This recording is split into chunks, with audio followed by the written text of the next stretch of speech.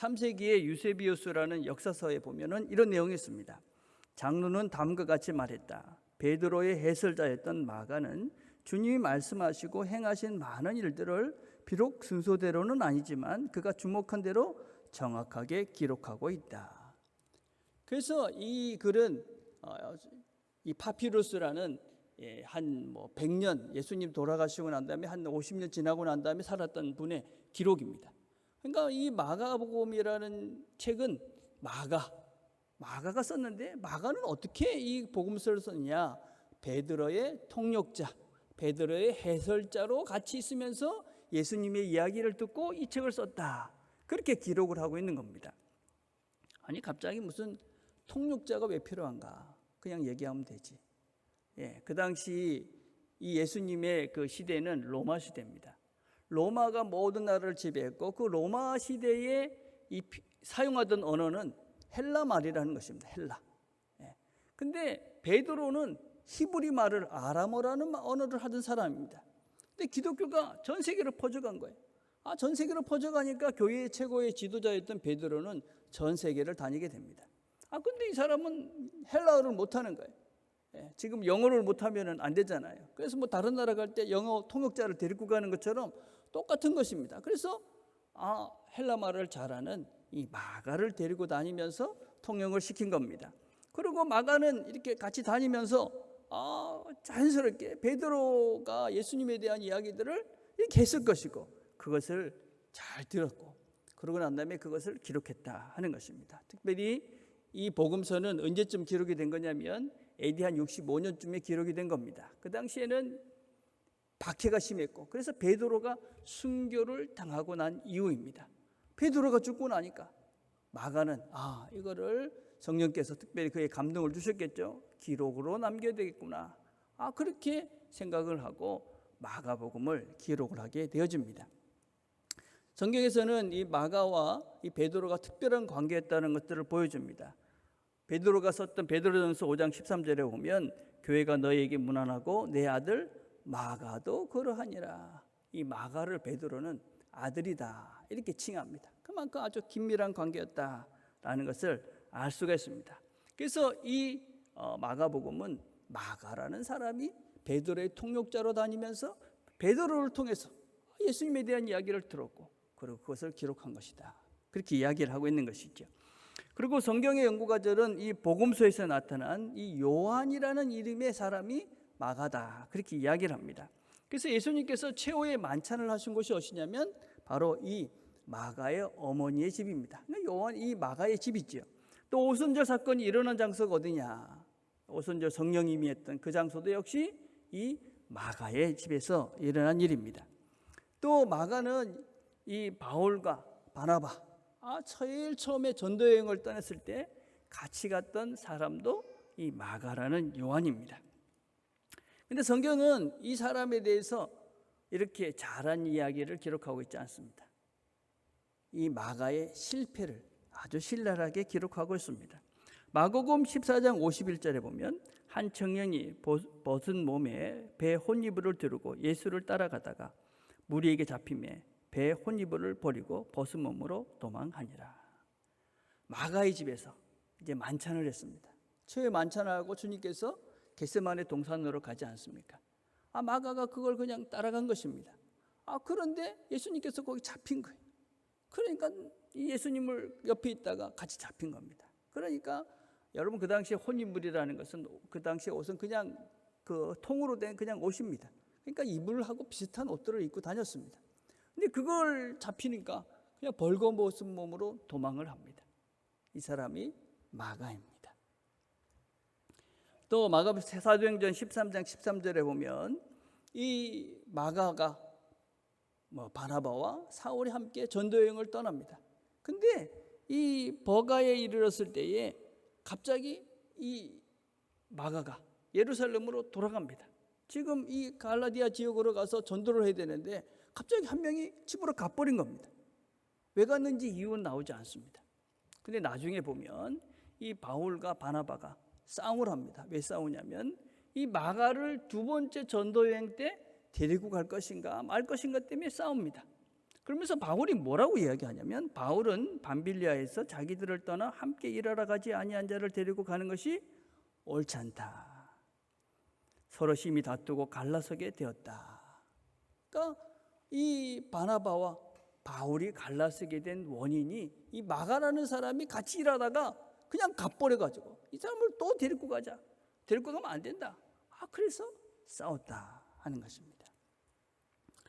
그래서 성경은 이 마가의 실패를 2번이나 이렇게 기록을 하고 있는 것이죠. 근데 마가는 이렇게 끝나지 않습니다. 마가 이야기는 오랜 시간이 지나고 난 다음에 기록을 보면 빌레몬스, 바울이 빌레몬스를 쓰면서 이렇게 얘기합니다. 또한 나의 동력자 마가, 아리스다고, 데마, 누가가 문안하느니라. 이렇게 바울로부터 배척을 당했던 이 마가가 지금은 많은 시간이 지나고 난 다음에는 바울의 동력자다. 또 디모데후서 4장에 보면 디모데가 이제 이 바울의 마지막 순간이 되는 순간입니다. 순교당하기 얼마 전인데 이렇게 이야기합니다. 누가만 나와 함께 있느니라. 내가 올 때에 마가를 데리고 오라. 그가 나의 일에 유익하니라. 실패했던 사람입니다. 근데 나중에는 회복이 됩니다. 그리고 지금 우리가 살펴볼 이 마가복음을 기록하고 있습니다. 자, 그럼 이 복음서를 처음 읽게 된 사람들은 누구냐 하는 것도 되게 중요합니다. 이 복음서는 AD 한 65년경에 쓰여졌는데, 이 AD 65년경이라는 시대가 어느 시대냐면 네로가 로마에 이제 불을 질렀습니다. 잘 아시죠, 그죠? 불을 지르고 난 다음에 이 로마 시민들이 네로에게 막 저항을 합니다. 네가 그럴 수 있느냐? 그러니까 그 화재의 원인을 그리스도인들에게 돌립니다. 그리고 난 다음에 그리스도인들이 수많은 박해를 지금 당하고 있는 것입니다. 특별히 로마에 있는 그리스도인들은 정말 너무 비참한 그런 박해를 받고 있는 현실 속에 쓰여진 책. 그래서 베드로가 순교를 당하고 바울이 순교를 당했던 그 시대에 쓰여진 책이 바로 이 마가복음입니다.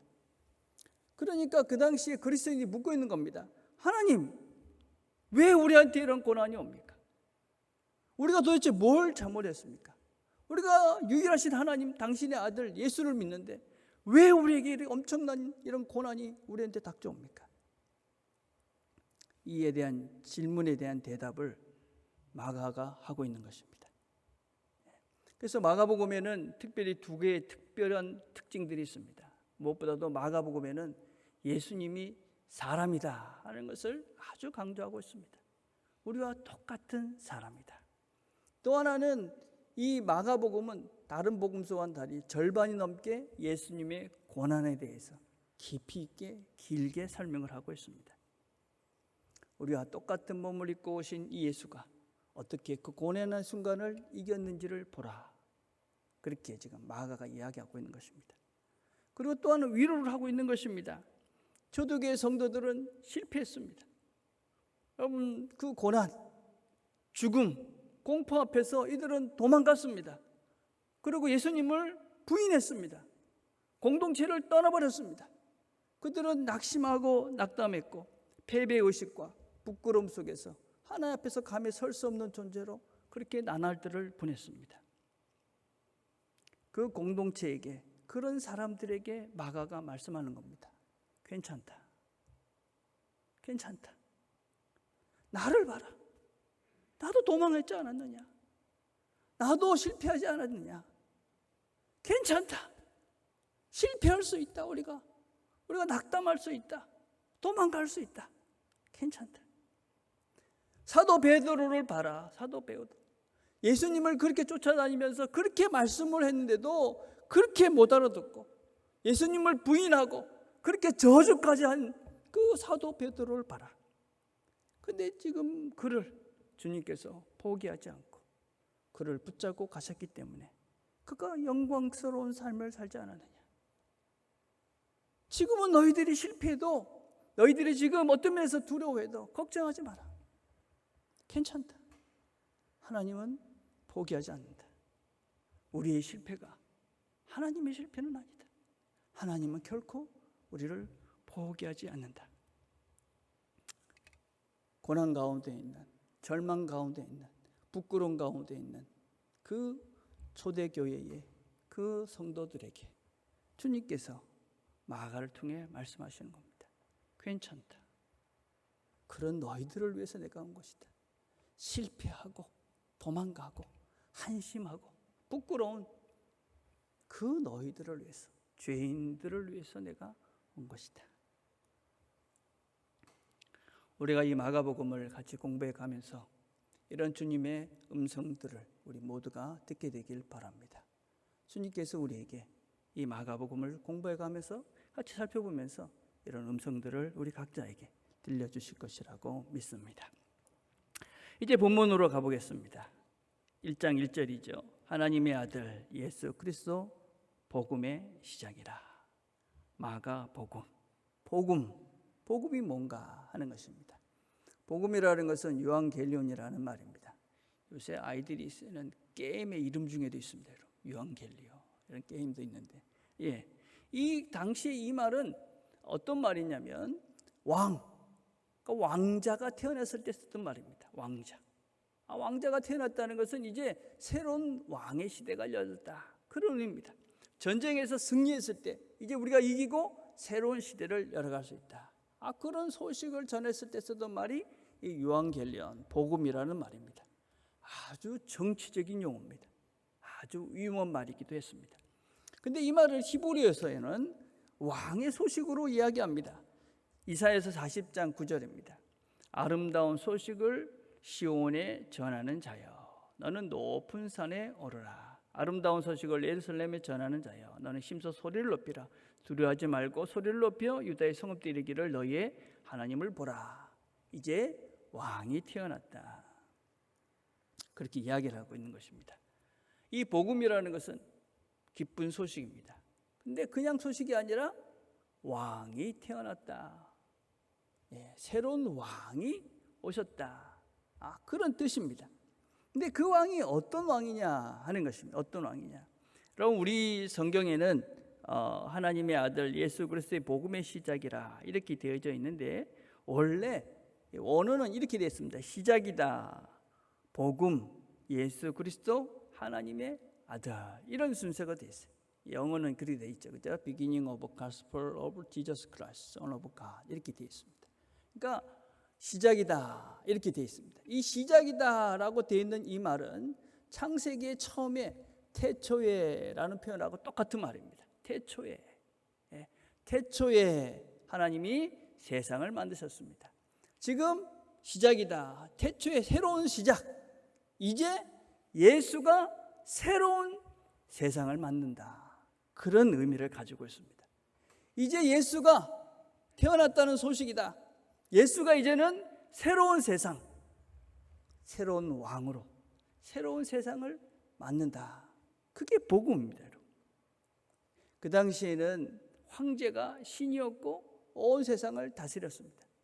근데 복음은 무엇이냐? 아니다. 네로가, 황제가 세상을 다스리는 것이 아니라 예수가 이제 이 세상을 새롭게 다스리는 왕으로 왔다. 하나님은 세상을 만드셨고 이제 예수는 우리가 살고 있는 이 세상을 새로운 세상으로 만들어 가신다. 그게 복음입니다. 이제는 새로운 세상이 왔다 하는 것입니다. 여러분, 우리는 무엇을 믿는 것이냐? 예수를 믿는다는 것은 여러분 새로운 세상을 믿는 것입니다. 예수가 만든 새로운 세상, 예수가 만들어 놓은 그 새로운 세상 속에서 우리가 살고, 그리고 예수님께서 만들신 영원한 나라에서 우리가 살게 될 것이다 라는 것을 믿는 것이 예수를 믿는 것입니다. 그게 복음입니다. 여러분, 어떤 세상을 꿈꾸십니까? 지금 예수를 믿으면서 어떤 세상을 꿈꾸시면서 예수를 믿습니까? 내가 원하는 것이 모든 것이 이루어지는 그런 세상입니까? 아니면 예수님께서 만들어 놓으신 그 세상입니까? 예수가 어떻게 새로운 세상을 만들어 가는가, 그 길을 선명하게 보여주고 있는 책이 이 마가복음입니다.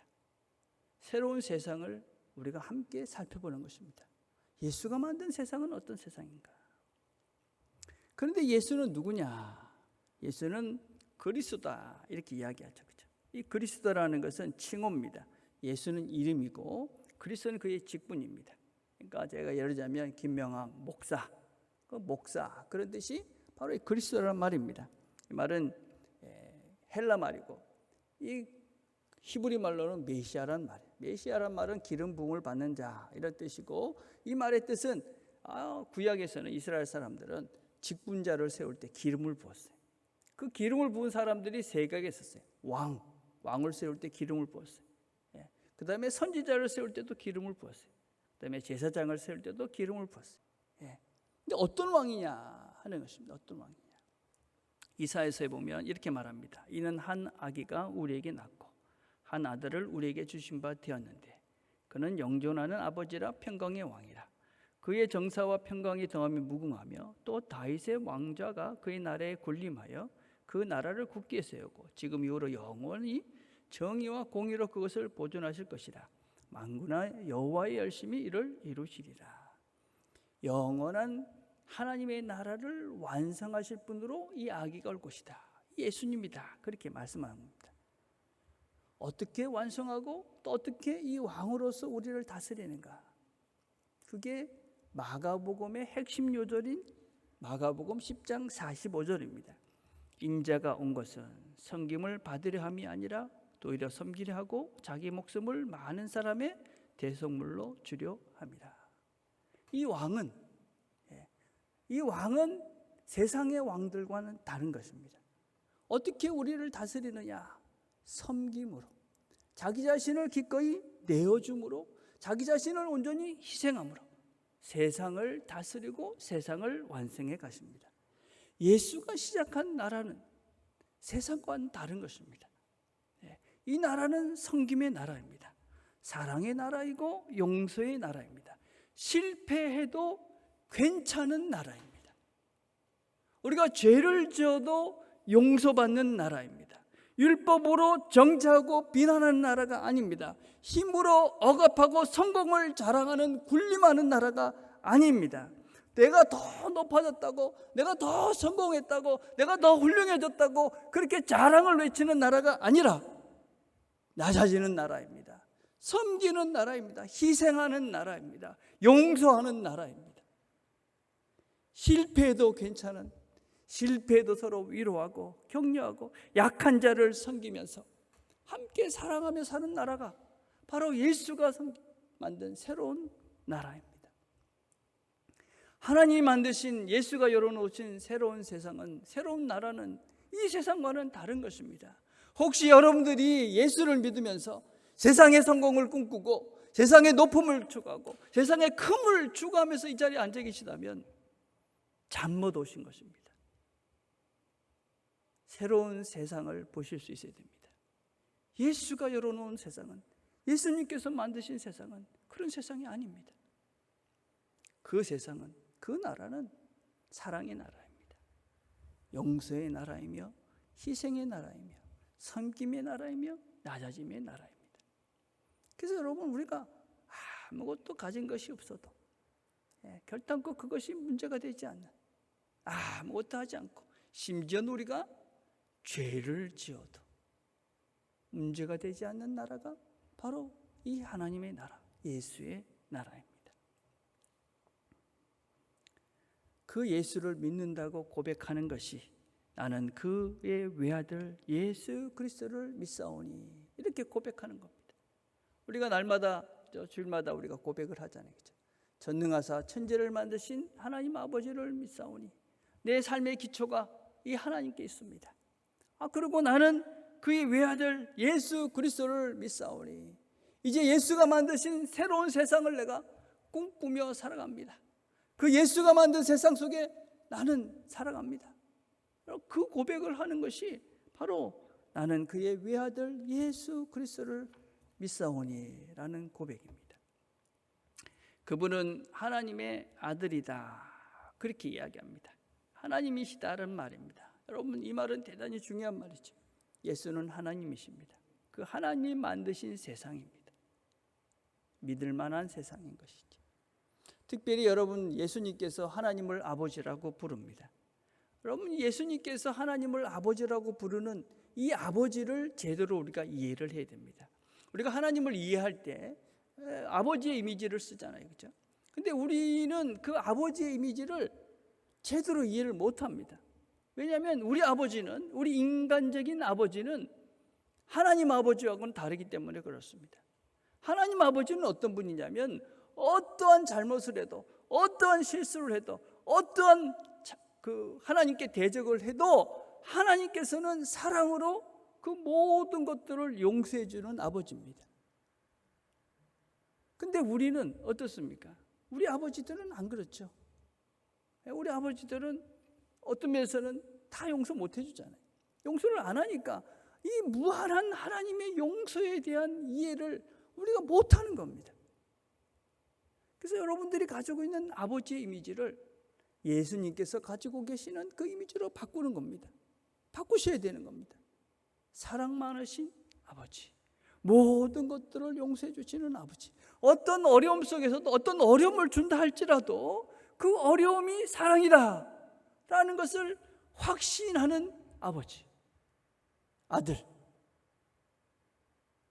우리는 그 예수님께서 얼마나 이 사랑 많으신 아버지를 신뢰하고 살아가고 있는가 하는 것들을 이 복음서를 통해 살펴보게 될 것입니다. 어떤 형편에서도 아버지는 나를 사랑하신다. 하나님은 우리를 그렇게 사랑하시는데 우리가 그 사랑을 잘 모르는 거죠. 그리고 또한 이 예수님께서는 사랑으로 이 땅에 오신 것이죠. 사랑. 우리와 똑같은 몸을 입고 온 겁니다. 이걸 잊어버리시면 안 돼요. 왜 하나님께서 기꺼이 이 몸을 입고 오셨습니까? 우리 보고 너희들도 할 수 있다. 너희들도 할 수 있다. 이렇게 살 수 있다. 그걸 당신이 직접 보여주신 겁니다. 그래서 우리가 할 수 있는 겁니다. 우리도 그분을 따라갈 수가 있는 것입니다. 그래서 그분은 하나님이시다. 여러분, 사도신경에는 3명의 사람이 나오죠. 오늘도 우리가 고백을 했죠. 거기 3명의 사람이 등장합니다. 예수님께서 등장하시죠. 그 다음에 예수님의 어머니인 마리아가 등장합니다. 또 한 사람 빌라도가 고백하죠. 여러분 주보에 이제 나중에 한번 보십시오. 예수님의 어머니 마리아에 대해서 최소한 마리아는 예수 안에서 나타난 하나님에게 자신의 신뢰를 두었던 최초의 사람입니다. 예수님께서 이 땅에 오시는 통로가 했던 것이 바로 이 마리아입니다. 마리아는 자신이 무엇을 해야 되는지 알았습니다. 여러분, 이 여인이 천사가 나타나서 이제 네가 처녀인데 아기를 갖게 될 것이다. 이 소식은 청천벽력 같은 소식입니다. 그런데 하나님의 뜻이니 순종합니다.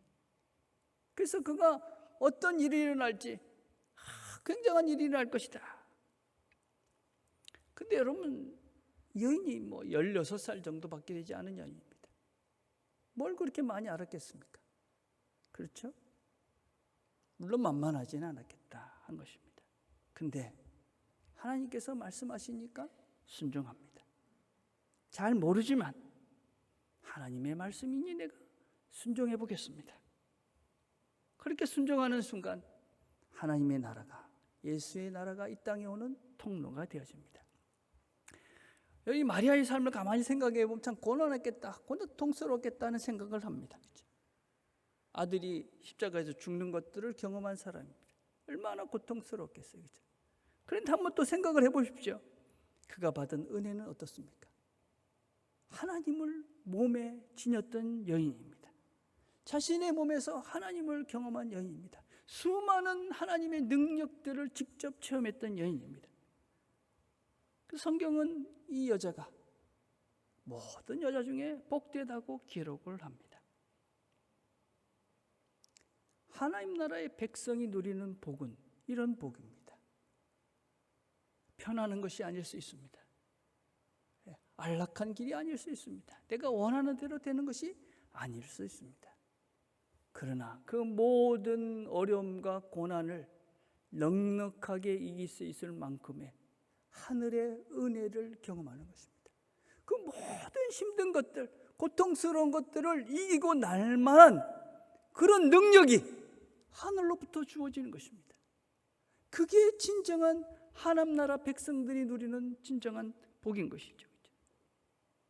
순종을 통해서 그 나라를 누리는 것이죠. 빌라도는 어떻습니까? 수많은 기회가 그에게도 있었습니다. 돌아올 수 있는 수많은 기회가 그에게 있었지만 그는 결국 인간의 길을 선택하고 예수를 거부합니다. 우리는 사도신경을 매주 같이 고백하면서 나는 지금 누구의 삶을 살고 있는지 확인하는 겁니다. 나는 지금 마리아처럼 지금 순종하며 이 길을 가고 있는가? 빌라도처럼 예수를 거부하고 내 삶을 살고 있는가? 그런데 여러분, 우리가 명심할 것이 있습니다. 무엇이냐? 새로운 세상, 새로운 시작은 만만하지 않습니다. 죄로 범벅이 되어 있는 이 세상 속에서 우리가 예수의 길을 따라 살아가는 것은 쉬운 일이 아닙니다. 그렇죠. 초대교회 성도들이 어떤 면에서는 그 많은 죽음의 공포들과 박해가 있었습니다. 그들도 쉽지 않았습니다. 지금 우리는 어떤 면에서는 그보다도 보이지 않는 수많은 유혹들과 수많은 그런 우리를 넘어지게 하는 요소들이 참으로 많이 있습니다. 어렵습니다. 이 길을 만만하게 생각하시고 걸어가시면 안 됩니다. 그렇지만 우리가 명심할 뜻도 있습니다. 여러분, 우리가 운동을 안 하다가만 해도 몸이 어떻습니까? 포근하죠. 아픕니다. 제가 운동을 안 하다가 요새 운동을 하니까 온 전신이 쑤십니다. 그런데 쑤신다고 해서 멈추면 어떻게 돼요? 몸이 망가지는 겁니다. 새로운 시작은 하나님 나라의 백성으로서의 삶은 쉬운 길이 아닐 것입니다. 그러나 우리가 주께서 우리에게 말씀하실 때 해보겠습니다. 그렇게 주 앞에 고백할 때 제가 한번 해보겠습니다. 그렇게 고백할 때 하나님은 우리를 절대 포기하지 않고 하나님은 우리를 이끌어 가시면서 우리가 베드로처럼 마가처럼 그런 영광스러운 삶을 살 수 있도록 우리를 이끌어 가실 것입니다. 하나님께서 우리에게 말씀하실 그 순간에 제가 한번 순종하겠습니다. 그렇게 말씀에 순종하시면서 하나님의 임재와 하나님의 영광을 맛보며 살아가는 이 한 주가 되기를 간절히 바라겠습니다.